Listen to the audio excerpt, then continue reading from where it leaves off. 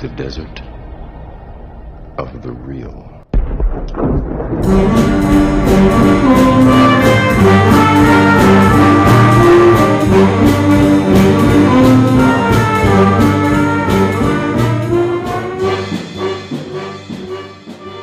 Welcome to the Desert of the Real. I'm your host, Ryan Hudson, and joined with me is your fearless co-host, Jason Dietz. The Desert of the Real is a movie podcast where I force Jason to watch big blockbuster movies he hasn't seen because he didn't think they're worth his time.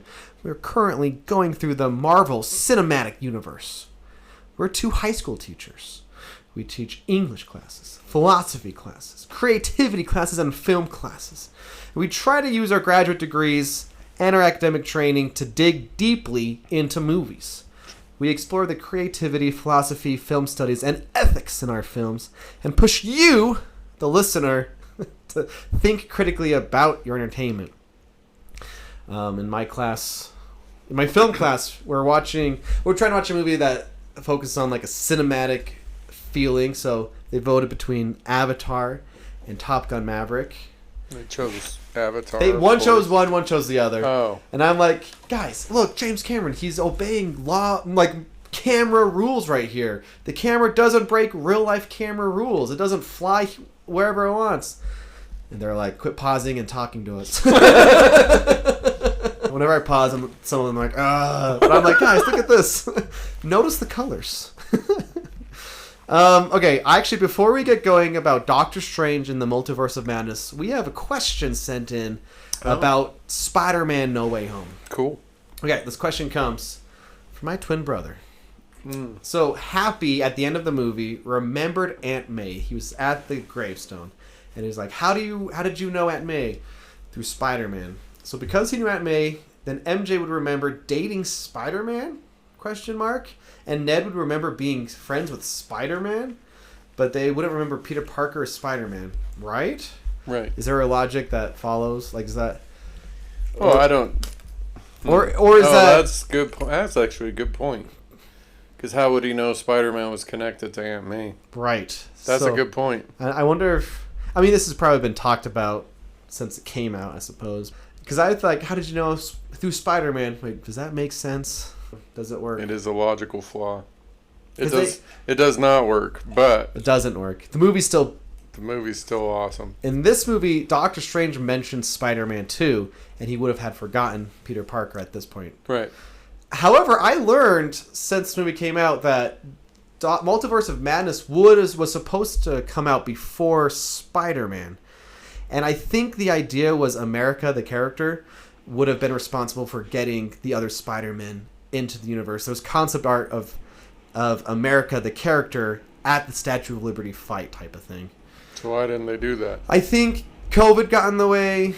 That would make way more sense. Other scheduling conflicts. Yeah, Ned became like we need someone to open a portal. So I think it was originally supposed to be America Chavez. Is that her last name? I think it was supposed to be her initially. Anyway, that didn't happen. Why is her name America? I know, which is only a problem in a series where there's a character called Captain America, and like there's other America characters. You know what I mean? Yeah, that was an odd choice. But yeah. Anyway, this was a really odd movie for me because I forgot that Sam Raimi directed it. Well, yeah. And so for the first half of this movie, I'm like, these special effects are kind of not that great. And then when Doctor Strange inhabits his dead self, yes, I was like, oh, this is the Evil Dead guy. That's when you found out? Well, no, I knew it, but I forgot it, and so I was watching this, and I'm like, what is going on? And those little demon guys showed up. Those are straight out of the Evil Dead. So then most of my negatives went away because I realized this is auteur. My negatives were like, there's a magical book of pure good, really? But that's straight out of Army of Darkness. Like that, all of that is Sam Raimi. So I don't know if I have any negatives left. So can I give you a little background? Oh, sorry. I'm just jumping right in. That's fine. Yeah. Let's just jump into it. Oh, go. The first movie was directed by Scott Derrickson, who is usually a horror guy. He made some of your favorites like Sinister. and the Black Phone. He was supposed to make this movie, and he's a producer for it. But apparently, he was fighting with the producers, with Kevin Feige. He wanted it to be really scary, and the villain was going to be a character called the Nightmare, and not Wanda.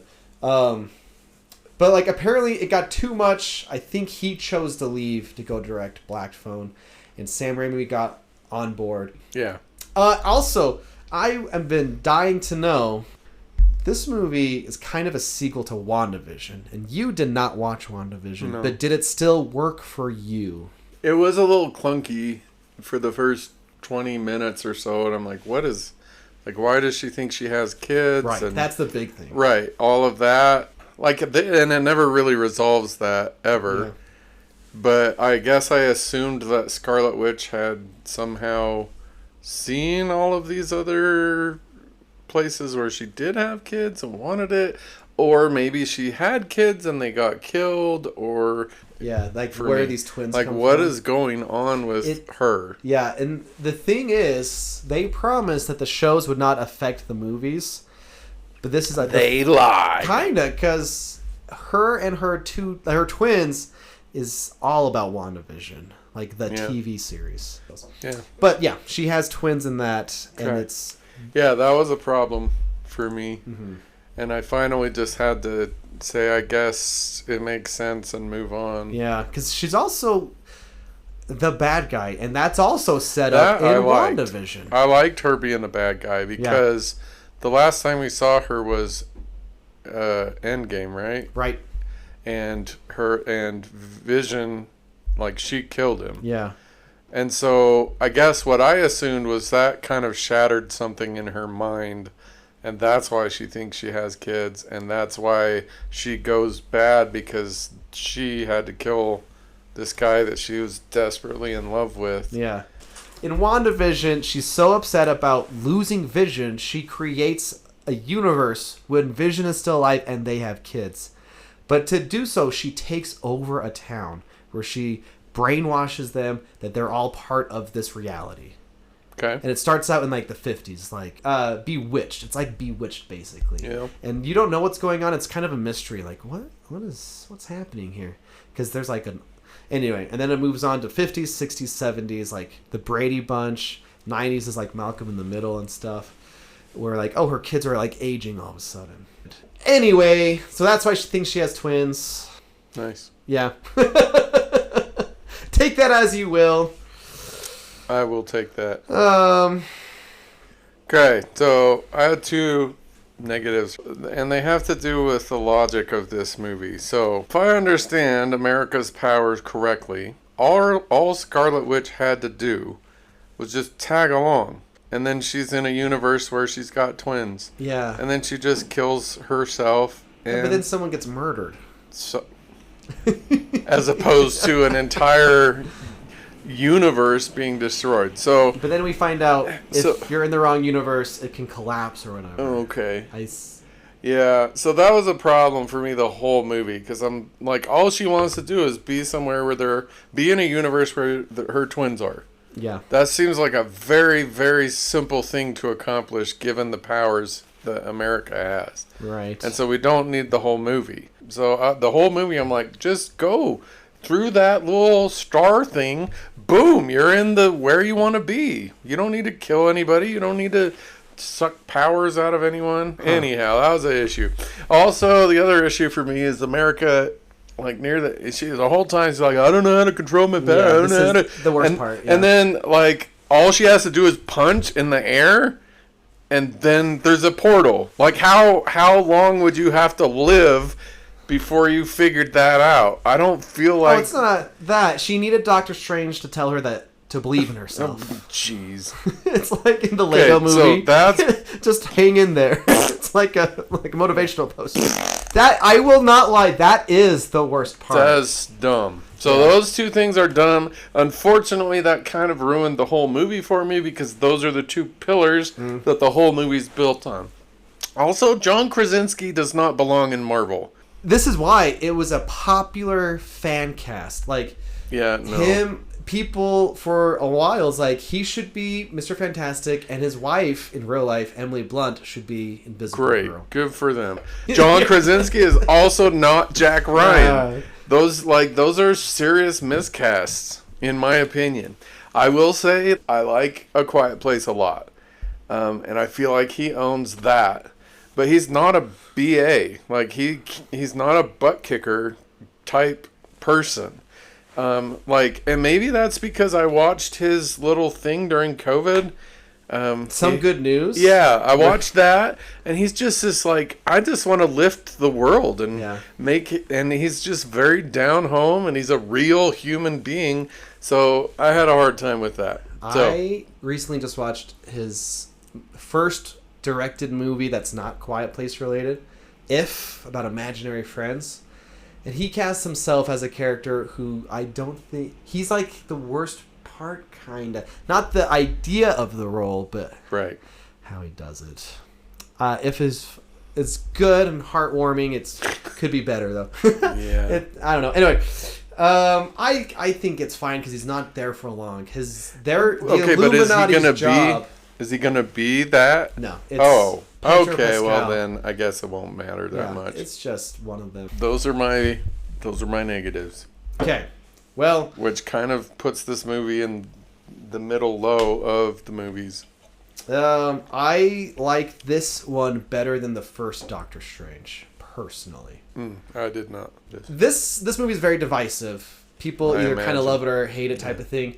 But sometimes they point out stuff that I roll my eyes at. They're like, "Oh, the fight with the musical notes, that's dumb." That was kind of cool. And I'm like, it was Sam Raimi. If you don't like the musical note fight, you're lame, I guess. Like, you don't know how to have fun because that's something very unique. Right. You know what I mean? The whole thing of "I believe in you." Now you can make it's not the best. From this point on, the next 5 movies, except for Guardians 3, meaning Black Panther 2, Ant-Man 3, and I think Marvel's, there's going to be very, very questionable CGI. In this movie, there's one scene at the beginning where they're running. It's awful. In fact, a lot of people, they compare it to Spy Kids 3D. So here's the thing. I want to talk about it because this movie has an example of how to do it right and how to do it wrong. The first scene when they're running away, it's just 2 people in a clearly cartoon world. They're just floating around, whatever. But when he's fighting the evil version of himself is a much better, because we are now grounded. There are props in the way. There's real life things in the way. We just buy it now. Yeah. And that's what the next few movies do wrong. I watched a video. There's no grounding. Yeah, there's no grounding, but I watched a video using Tron Legacy as kind of like the how to do it right versus wrong, because there's 3 things. Leading lines. So in film or photography, lines that direct the eye where to look. Mm-hmm. And the video I watched used Tron Legacy of literal props or straight lines that are unquestionable, leading you where you should look at your eye. Especially in that first scene, like I said, that's the bad example, and we can have this conversation now, so we don't need to do it in Ant-Man and Black Panther 2. But it's just, look at how it might look impressive, but because we don't know exactly where to look with our eye, it just looks like nonsense, garbage. So leading lines, power of scale, and power of shape. If you have things on screen, we need to know kind of how big things are supposed to be. That's especially bad in Ant-Man 3. Or in this case, the floating islands as they get to the book or whatever. Yeah. And then power of shapes, just like the tangibleness of things. That's why when they have props and stuff in the fight versus the evil one, and the background's all CGI, but it doesn't matter because it looks better. We can see where things are. Because we know the size of books and tables and stuff, we buy it. Yeah. It gets floaty. They're just floating around.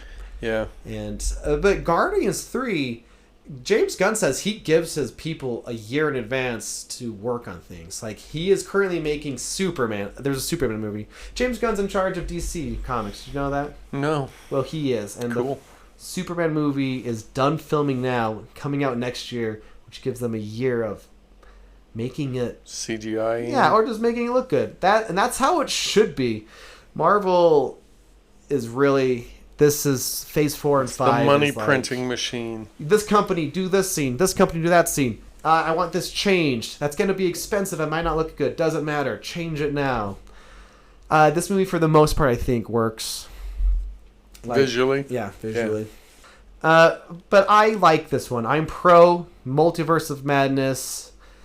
I compare it to Captain America stepping things up for Winter Soldier. It's I think, a step up. Okay. Anyway. I think it's pretty mid. Yeah, that's fair. That's fair, you know. But there were some, like, pro stuff that I really liked. So I'm sure everyone that's a long-time listener knows my main genre that I love is horror. Yeah. This is the first... Is this the only horror-y... I love the horror thing. Once I figured out it was Sam Raimi, I was in. Yeah. Let's see. The Portal stuff is still super cool to me. Like, I played Portal. I love Portal. Yeah, it's Portal, like everyone should play Portal. Yeah, one of my very favorite video games. And so the Portal stuff, especially when, like, they put one on the wall and one on the ground when they're falling, like, that kind of stuff was super cool. I love that Bruce Campbell shows up for, like, 30 seconds in this movie. Did you see the end credits? I did. It's one of my favorite ones. Wait, what was it again? Cuts to Bruce Campbell punching himself, stops. Oh, it's over. Yeah. For those who don't know. Oh, yeah, I guess. Yeah. Bruce Campbell is in the Evil Dead movies. He makes a cameo in all of the in a lot of Sam Raimi movies, like Spider-Man and remember Oz, the Great and Powerful. They're good friends, and it's kind of a joke where Sam Raimi, the director, kind of punishes Bruce Campbell, the actor. Let's have you squirt mustard in your face. Yeah. Let's have you punch yourself in the face. That is very on brand for what Bruce Campbell has had to go through in the Evil Dead movies and stuff. That was super They're fun. good friends in real life. Yeah. There's some things that stand out right away to me in this movie. First off, the music. Danny Elfman, my man. Yeah. This actually isn't the first MCU movie he's scored. He did Age of Ultron. But he also did Sam Raimi's Spider-Man movies. Okay. And to me, the music is just standing out here. I'll have to re-listen. Every composer kind of has, like, you can kind of tell if once you're familiar. Like, John Williams he's very brassy, and his stuff kind of sounds like old or like orchestra music, like or big. Yeah, big stuff. Danny Elfman, maybe a little more windy, but also he uses a lot of vocals, like a choir to sing notes. Yeah, exactly. That's a key thing that we see here. I also kind of love the warm color that this one has, especially at the beginning. Like, it just looks warm. But I especially love how in that first scene, and really only that first scene where they're fighting the giant tentacle monster, there are just people around. Doctor Strange has to save civilians. Yeah. And you might not realize it, but a lot of the Marvel movies just forget the everyday people. That they're there. Yeah. Like, his Spider-Man movies, they're people that need to be saved. But if you think about, like we just talked last week, Spider-Man No Way Home, a scene I love when Spider-Man and Green Goblin are fighting through the wall or floors and walls. Yeah. It's like, so does no one else live in this apartment? I guess not. Right. But in this movie, he brings in the everyday people to... we got to cut the bus in half because it might land on someone. Yeah. And I love seeing the people run around. That's a little detail that I think really affects superhero movies. They're supposed to be protecting people, right? Right. It just somehow doesn't happen, you know? Yeah. Anyway. I love the gross out violence. Let's poke the big monster's eyeball out with a big spike. Let's blow back Bolt's head. let's implode it. Let's turn Mr. Fantastic into spaghetti. When I was in the theater, I was laughing out loud, and there were people like, "Oh!" And I was like, well, there wasn't any blood, so it wasn't exactly. But parents still complained. Oh, okay. Well, let's cut Captain America in half. Yes. Let's. Oh man, let's break Professor X's neck. That was a little much, but it was, and I like that. Okay, the best part though is you can tell there's an auteur behind the camera, for sure. Like you said, if you're familiar with Sam Raimi, you know, like when they're in what is it, Hong Kong or the Shang-Chi, when they're in the place with all the magicians and she's breaking in, comes through like the once again kind of violent, like the mirror, and she's like breaking her body. Yeah, that was awesome. The camera zooming in fast, Dutch angles. Yeah, zooming all in fast, of those. Dutch angles. Yeah, all of that is Sam Raimi. Yeah, and for sure. Besides the things that feel like Sam Raimi, there's also just bold choices for the first time. When she wakes up from her dream, that edit hits you in the face. She's with her kids. Boom, she's in bed alone. She's on her knees holding her kids. Yeah, boom, those were good. That's like someone who's doing stuff with the camera, and I like that. Yeah, I did too. On top of all like the scary stuff, like the teacup looking like the ocean, her looking at a picture of herself, and the picture version looks, weird things. Ah, man. I loved all of that. Yeah. For sure. Good stuff. If it would have had a more logical foundation, I probably would have liked this movie a lot. Yeah. That's fair. Yeah. So. And I guess the last thing I just truly love is Zombie Doctor Strange. Yeah. That was awesome. Are you kidding me? We have a bunch of minions working as wings. This is awesome. Yeah. That was awesome. Wong's like, I don't even want to know. Yeah. Those are my favorite things. Yeah. I agree with all of those things. Okay, I got a couple fun facts of the reel. Let's do them. The eye in the tentacle monster. Yeah. The eye is Elizabeth Olsen's eye. I don't know who that is. That's Scarlet Witch. Oh, okay. Anyway, when Doctor Strange meets or sees Mr. Fantastic, it's like, didn't you chart in the 60s? I believe the Fantastic Four movie takes place in the 60s. Oh, okay. So it's like setting up a little Easter setup there. Sam Raimi's car appears in all his movies. So it's the car Uncle Ben drives. It's the car that they drive to the cabin in Evil Dead. Here, when he goes to the universe that's collapsing, it's floating and stuff. Oh, it's cool. in Drag Me to Hell. He just has his car. I forget what it is. I should know, I guess, but it's the yellow Sam Raimi car. Yeah. Cool. There's one other thing I wanted to mention. I read an Illuminati comic. That's how I personally knew about the Infinity Stones way before they were in the movies. There's a comic I read where the Illuminati went out to go get the Infinity Stones. And you know who's a member of the Illuminati? Tony Stark. When I was in theaters, and they're like, the Illuminati's like, are we going to see Tony Stark? Is this going to happen? Didn't happen. I think that was a wise choice. I do too. But we've had enough Tony apparently Stark. The Dreamcast was, because this was pitched in the 90s, it was Tom Cruise as Tony Stark. That didn't happen. That should tell you a lot about the character of Tony Stark. The two most self-important actors in Hollywood were going to be cast you know what? as those people. You are... Tom Cruise, in my mind, is just so not that guy. Okay. Yeah. There's two things I wanted to ask you specifically, kind of bordering on the philosophy. Hit me. Okay. The Spanish Doctor Strange, who dies at the beginning. He's not Spanish. He just speaks Spanish. Okay. The first Doctor Strange who dies, we could say. Okay. Who speaks Spanish. Yes. He's all like, he sees the book, and he sees America, and the character. I feel like I have to clarify. Right. That's why that was a dumb choice. And he's like, oh, this monster's going to stop us. I'll kill America. So you have always complained about, like, in Infinity War, don't they realize that we're saving trillions of lives if we do this thing. Mm-hmm. That's what he's thinking. He's like, oh, I guess I'll kill you now. Yeah. And that's the choice our Doctor Strange doesn't make at the end. Right. He thinks about it, then is like, you know what? You got this. Start making portals now. Right. But that's what you want, right? What? You want a hero to be like, well, this is technically going to save trillions, so I'll just kill you, I suppose. No, that's not what I want.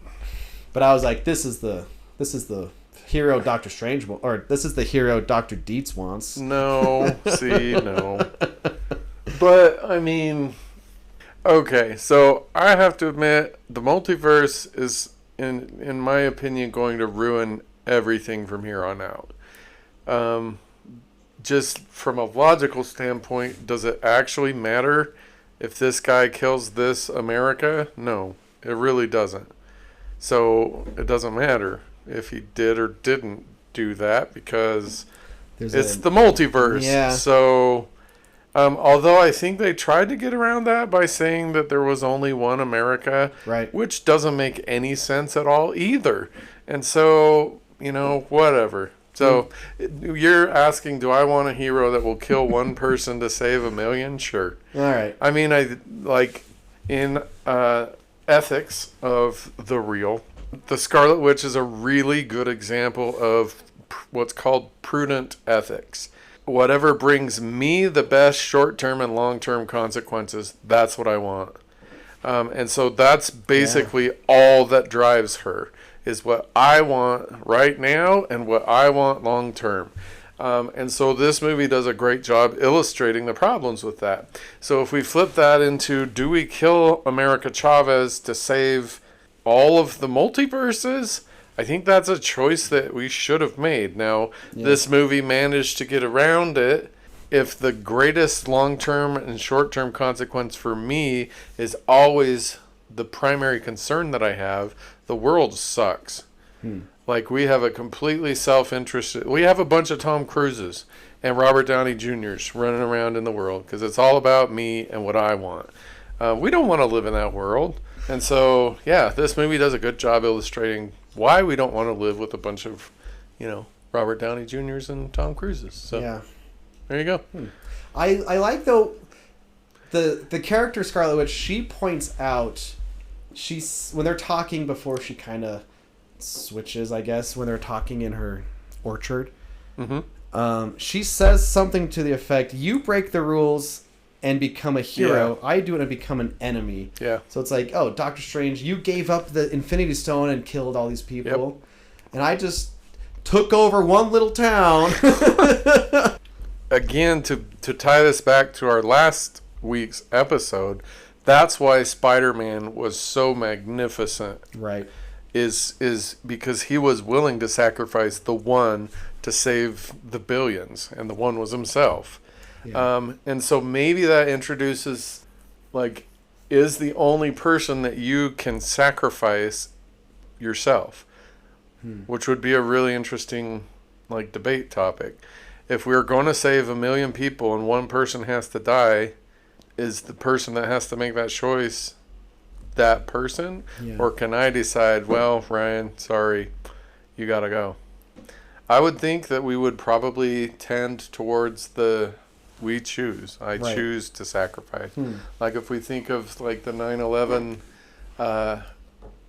the people on the fourth plane. Yeah.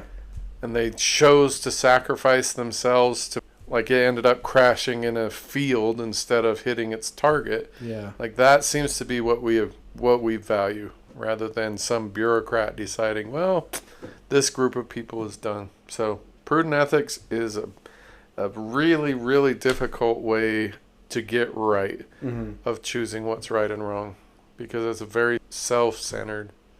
Right. It's I think we'll call it, it's a very RDJ. Willing to sacrifice yourself for everyone? No. That's what I think. Willing to sacrifice everyone for myself. Yeah. Anyhow. You know what? This movie, because Doctor Strange is arrogant. Yes. On purpose. I think I see him the way kind you of just annoyingly see. arrogant. Yeah, I think I see him the way you just see Iron Man for some reason. What do you mean for some reason? We're not getting. There's into no. It. But Doctor Strange. That's fair. I think we beat that to death. Doctor Strange is like full of himself, and his arc is kind of coming to a point where he's trying to be better. Yeah, he's pretty flat. Yeah, so far. But like at the end, Doctor Strange bows to Wong, which is nice. Finally, and he fixes his watch, kind of letting go of Rachel McAdams. You know what I mean? It's not hidden by any means. It's very much one of the main themes of the movie. But 3 or 4 characters ask him throughout the movie if he is happy. Right. When he's at the wedding, Christina asks him if he's happy. America asks him if he's happy. And then at the end, Wong asks him. So this movie, maybe it's kind of strange and the quote-unquote scary one and with demon monsters and stuff. Right. This idea of what does it mean to be happy? At the end, he wonders why he lied. Because he tells everyone, I am happy. Look at me. I'm Doctor Strange. Right. Why wouldn't I be? Right. But he says, I was looking for a world where things were different, which connects to the idea of this multiverse. Where are things different, A world where he had her, he lost the love of his life, the one person that liked him before he got rich and famous and before he was Doctor Strange and things. He asks Wong at the end, you think saving the world makes you happy? And Wong says, it's tempting to think of an alternative version of you. But he says we don't have to go through it alone. So one of the lessons that the movie is telling us, there are people in our lives. He doesn't have the love of his life. And, there are people who will not end up with their loved one or whatever. Like sometimes romance breaks or I don't know. There's divorce and when it happens. But one of the things Wong is saying is at least there are people there for you. Like you've got friends at least. One of the main criticisms of this movie, and I guess maybe I have an issue with it too, is this movie is a Marvel movie, very, very expensive. Then you have something like Everything Everywhere All at Once, made with a fraction of a budget, arguably does a multiverse way bigger and better than this movie. Yeah. I want to get a little bit personal here, I guess. Because for whatever reason, it doesn't matter specifically, I've been, a little down in the dumps recently. Kind of a little bit, you could say, depressed. But the laugh. Fake laugh to hide the pain.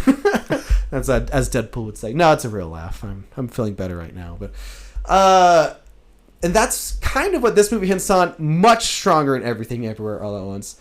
Where it's like, where is the version of me where I got what I wanted? Or it's tempting to think, like Doctor Strange asks, what if I did this differently? What if I did that differently?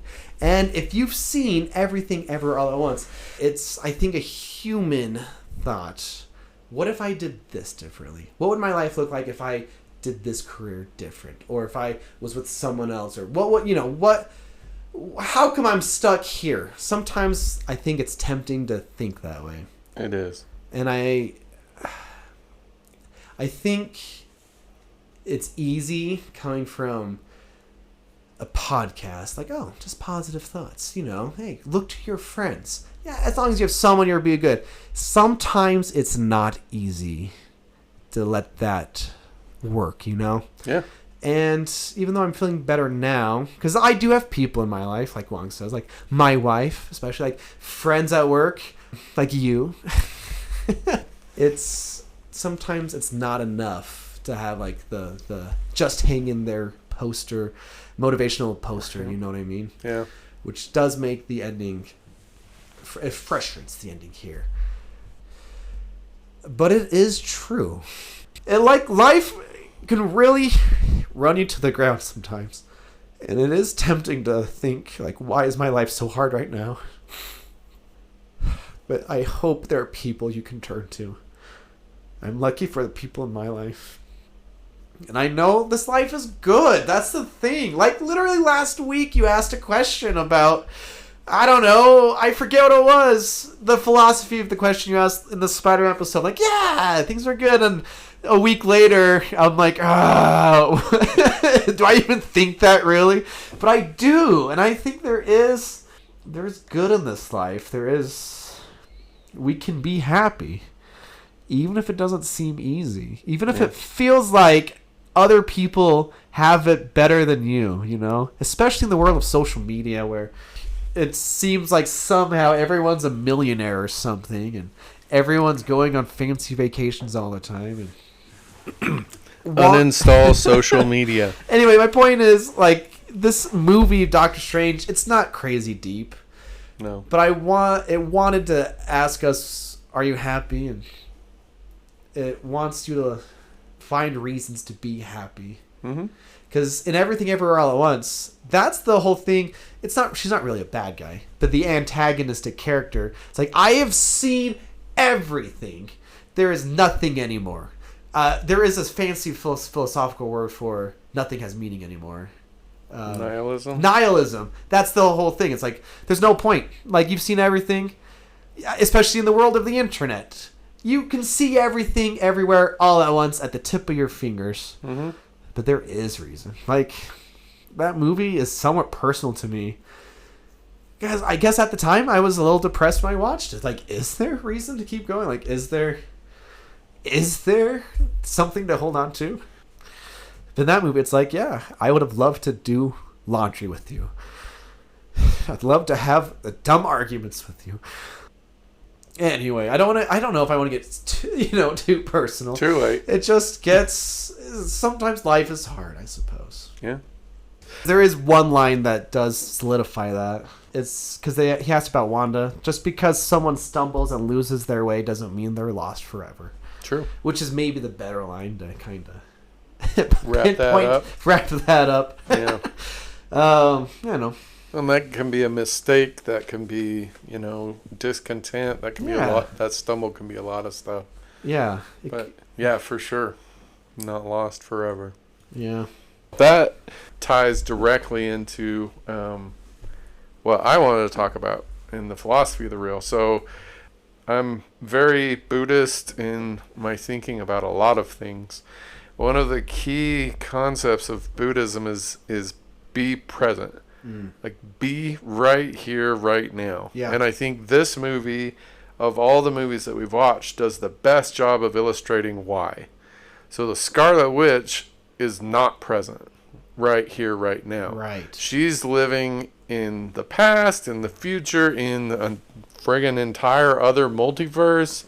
And so for me, what this movie was is just like a huge red flashing sign about what you're kind of talking about. If you don't live right now, this is what's coming. Yeah. And so, like you said before, it's really hard for us, especially with, I hate to beat the guy that beats the social media button, but it's so hard for us to live right now and be present right now when we have this constant stream of people whose presence seems to be better than ours. I have never struggled with depression, but I have struggled my entire life with anxiety. And so in my case, it's not looking in the past and what could I have done to be in a different place. Yeah. Mine, I've struggled with looking into the future and what is coming, and I'm terrified of what's coming.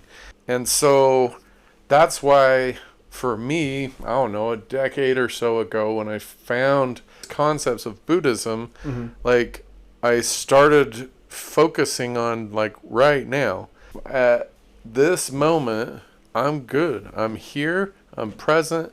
I'm enjoying whatever there is to enjoy. Yeah. And Buddhism also suggests that and so does Shakespeare, which he robbed, I think, from Buddhism. Like, there is nothing is bad or good, but thinking makes it so. That's a very Buddhist idea. And so Scarlet Witch's problem in this movie was she's constantly thinking about, like, my life could be so much better if I had these kids, if I lived in this whatever. and it ruins her life. Like, straight up ruins her life, and she ends up dead. And if she comes back in the next Marvel and another Marvel movie, I'm not watching it. I'm just saying she died anyhow. And so for me, the solution to my anxiety, in addition to medication, was and I'm not downplaying any, like, I have a chemical imbalance in my brain. Yeah, let me tell the listener, you had a teacher meeting in front of your coworkers, people you know well. Yeah. You just had to say something. I forgot what it was. That's why. But you like stayed up all night worrying about like an announcement. Oh yeah, I had to present the Cree paragraph. It was like this 1 minute presentation. Yeah, I was literally up all night worrying about it. Yeah. So I'm not discounting the chemical imbalance part, because I live with that. Yeah. Like all day, every day. But I am suggesting that the parts of our depression and our anxiety that are not chemical are related to our failure to be present. And so, philosophically speaking, we as a people need to learn how to bloom where we're planted. Is the phrase that was my vision 20 years ago being a high school English teacher? No. My vision was I was going to be the next Stephen King, and I was going to be world famous and have all these books published and all of that. So am I spending my time now? Man, I hate this, I hate that. No, I'm here. I love where I'm at. Being here. So Buddhism and Shakespeare suggest that there's nothing good or bad, but thinking makes it so. And so Buddhism directly suggests, like, the pain that we feel isn't bad, like the regret or whatever. Well, in a perfect Buddhist world, there would be no regret, because we're just here in the moment right now. But it suggests that pain is a part of us. It's not a bad part of us. It's a part of us. It's a part of what we're experiencing right now. And so I feel like if we get rid of social media and we start learning how to just be here. Or like when my students are like, this is boring. Like, you're robbing yourself of this moment of your life. You're robbing yourself of whatever could be beautiful or beneficial or painful or whatever in this moment, because you're thinking about, this is boring, I want to be doing something else. You're selling your present into the future. Or if we spend a lot of time in regret, which I did a lot as a young adult in my 20s, we're selling our present into the past. And so what we end up with, if we're constantly living with regrets or fear of the future, is we end up with no present. Yeah, what's the quote? It's from The Music Man. You pile up enough tomorrows and you'll find you've collected nothing but a lot of empty yesterdays. Yeah. So this is our example of what happens. But I'm addicted to Twitter. I know I should do it. Uninstall social media. Literally, I go on and I just see a lot of things that either frustrate me or, it's like fear-mongering. It's like, is the world going to hell in a handbag? Looks like it sometimes. Yeah. Anyway. Uninstall social media. Maybe I will. Do it. Maybe I'll do it right now I'll report in a week. Right now. Yes, our fans. Do it right now. Live. Guess I'll spend more time on TikTok, I guess. Uninstall all social media. Get rid of it. It's not doing anything good for you. That is the message I take out of this movie, which is pretty mediocre. But yeah, what doesn't help. I just remember. Don't compare. Don't live in the past. Don't live in the future. Be present. Yeah. You just reminded me of kind of the frustrating way this movie ends. Yeah. It's like, oh no, a third eye. Literally a minute later, mid-credit scene, walking down the street. Yeah. Like, oh, I guess that's not that big of a problem. Right. Oh, there's a character that is supposed to be his wife later on. Are we going to see them again? Who knows, I guess. It's somewhere, this is going to be somewhere in the middle of my rankings, though. It'll be middle it's bottom not for me. S tier or A tier, I suppose you could say. Yeah. However, there's what's a part I appreciate? They're like, let's get the magical book to make all things better. And when they get it, it burns up immediately. But it's like, hey, that wasn't how they're going to solve this, right. you know. And that's not how we're going to solve it. That's not how we're going to solve anything in life. Yeah. Sometimes you got to become a zombie and have demon wings and demon wings, just, you know. You know, think outside the box, I suppose. Yeah. Well, good news for you. One less movie, That 5 is movies good news. less. Oh, Dessert of the Real. Dessert. Oh yeah, there's a great Dessert of the Real. The alternate. So the Multiverse of Madness is like a 1-minute montage, and some of them are kind of cool and interesting. Yeah. But then they end up in one that basically looks like our universe, except for the red light and green lights are changed.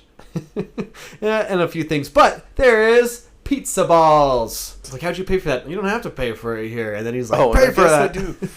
And yeah, I can't deny I want to eat one of those. I would love to eat a pizza ball.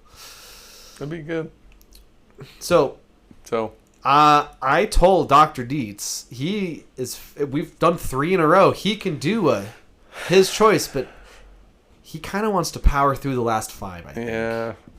This is the moment of like a marathon where you're like, this is mile 24 and I'm just done. I'm tired.